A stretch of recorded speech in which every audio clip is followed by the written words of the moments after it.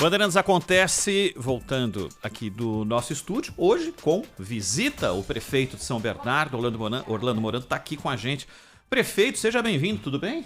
Boa tarde, Ronald. Boa tarde, o Cláudio Zaidan e a todos que acompanham aqui a programação da Rádio Bandeirantes. Graças a Deus, bem otimista, o novo normal voltando ao normal, que é o que todos nós esperamos. A gente conversou tantas vezes ao longo da pandemia e a gente sempre falava sobre restrição. O que a gente pode fazer, de que maneira a gente pode evitar que coisas acontecessem. E tudo dizia respeito a um menor número de infectados possíveis para a gente poder tocar a parte da saúde do município, né, para que não houvesse um acúmulo de internados, que as UTIs não estivessem tão lotadas. E hoje a gente está falando de uma volta à normalidade. Quero começar por aí. As pessoas precisam nessa volta, prefeito, de algo fundamental, que é renda, para enfrentar o que já não está fácil, que é essa inflação, numa situação que a gente não via há muito tempo, mas precisam de emprego para que a renda possa fazer parte da estrutura das famílias. Como é que a cidade, a região está lidando? Isso é o que responde por São Bernardo, pode falar a respeito. Olha, Rony, é uma pergunta essencial essa e fundamental, até porque eu tenho convicção que a partir de dezembro o assunto pandemia praticamente some, é o que todos nós esperamos. A vacina também, até porque no estado de São Paulo toda a população já é imunizada acima de 12 anos.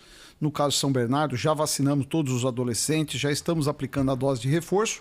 A pauta, obrigatoriamente, é a geração de emprego e rendas. Primeiro, eu acho que é um dever do administrador público não querer aumentar imposto para querer corrigir a sua receita.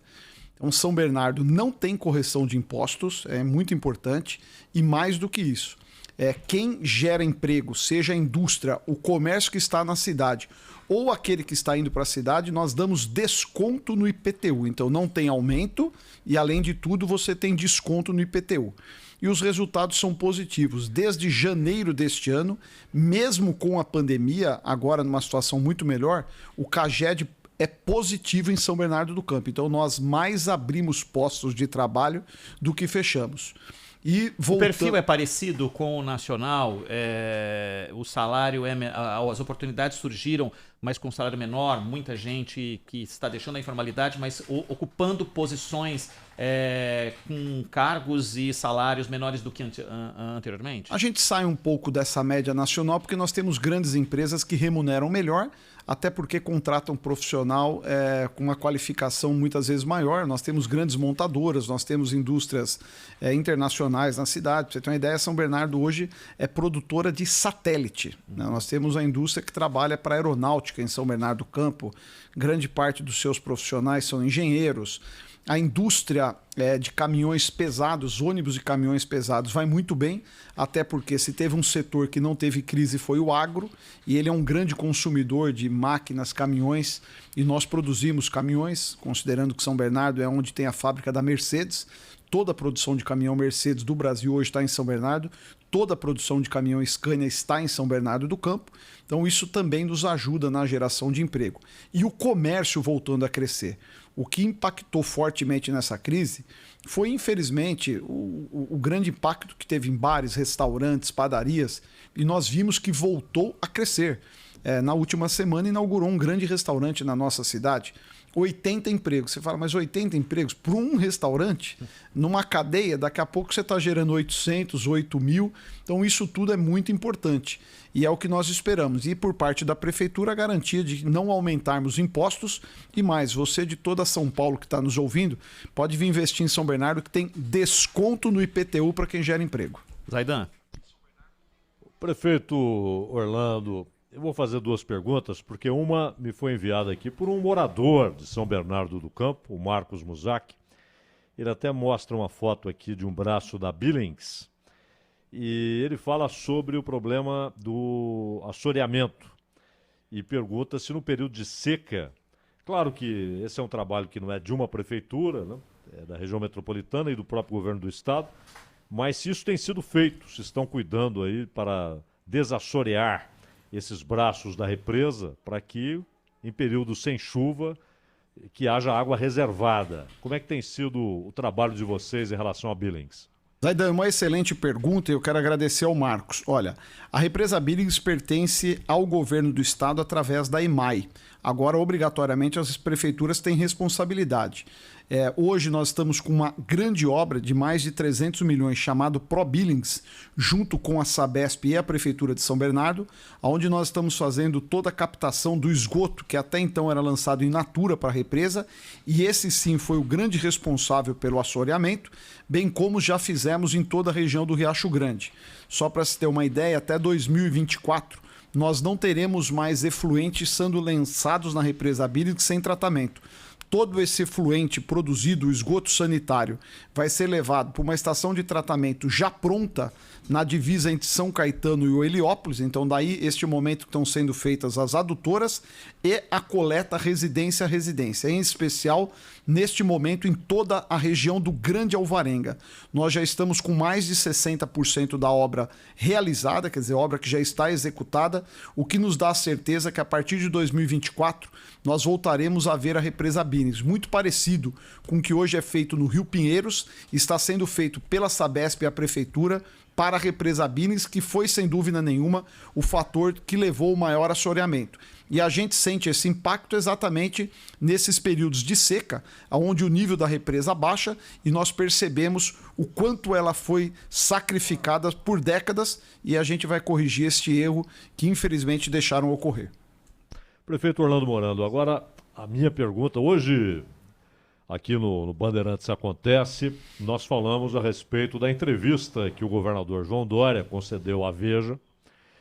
E claro, novembro haverá disputa prévia para que o partido decida quem será seu candidato à presidência, ou Dória, ou Eduardo Leite.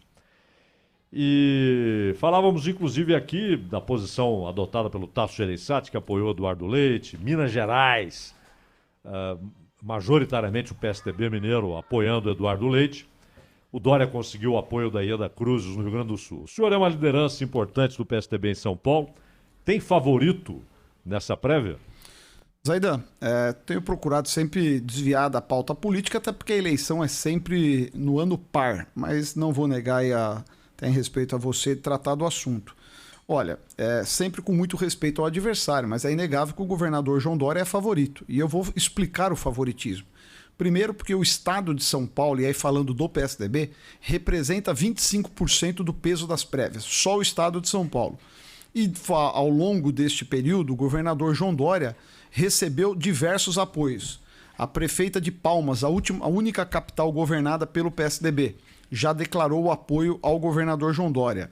O diretório de Brasília, Distrito Federal, já declarou, o senador Isalci, publicamente já declarou o apoio para o governador João Dória.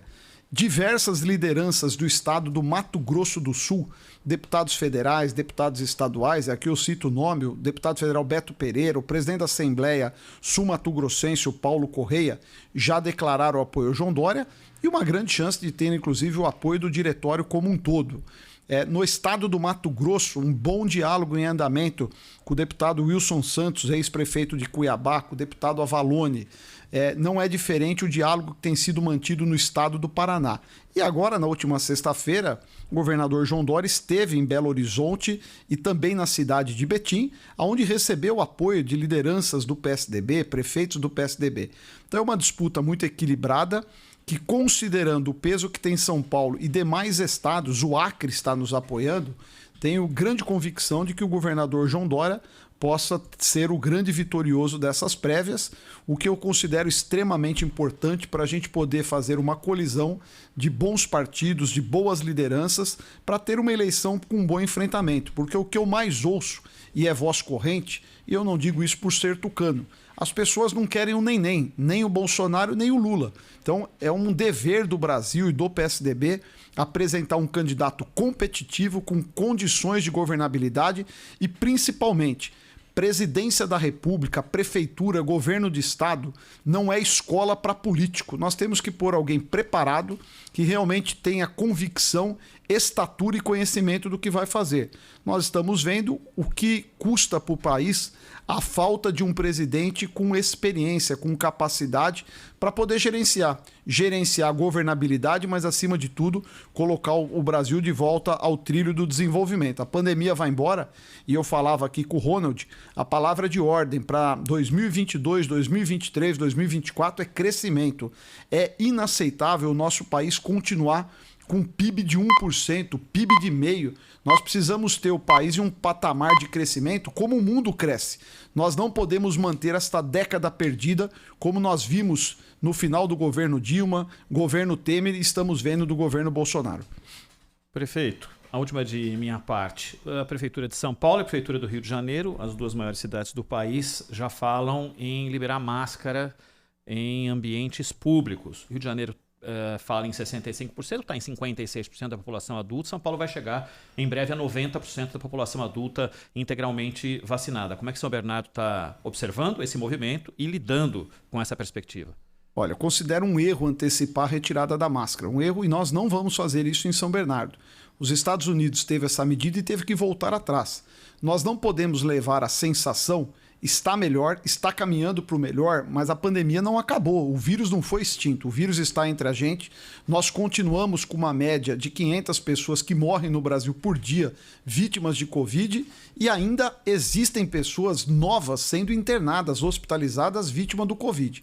Então eu acho que nós estamos num processo de avanço, caminha bem, não tem mais atividade econômica seccionada, toda atividade econômica, bar, restaurante, tudo funcionando, agora não precisa virar o libera geral. E vou mais longe, querer retirar a máscara neste momento pode nos comprometer para ter um carnaval no novo normal. O carnaval é importante não apenas para a cultura do Brasil, mas para a economia brasileira. Então, se a gente seguir com um bom regramento, com as novas regras, com máscara, nos protegendo, eu tenho convicção que no pós-carnaval, sim, nós poderíamos pensar no fim da máscara, tendo a certeza de que foi uma boa experiência. Antecipar a retirada da máscara neste momento é um erro, até porque só agora, efetivamente, nós conseguimos pôr máscara na sociedade. Entenderam que ela passou a ser um objeto quase que da vestimenta do cidadão. Então, para que você querer retirar a máscara no momento que nós não temos a convicção plena de que o problema está resolvido? Prefeito Orlando Morando, de São Bernardo do Campo, nos visitando. Prefeito, muito obrigado pela tua visita aqui nos estúdios da Rádio Bandeirantes. Bom trabalho, mais empregos gerados, melhor ainda. Se o senhor tiver notícia, mande pra gente. Até a próxima. Obrigado. Aproveitar o finalzinho. Se você tiver dívida com a prefeitura, você pode quitar ela sem juros, sem multa, pagando em 3 pagamentos. Procure lá na Secretaria de Finanças. Uma boa tarde. Obrigado, Ronald, e ao Cláudio Zaidan. Valeu. Boa Um abraço, tarde. prefeito.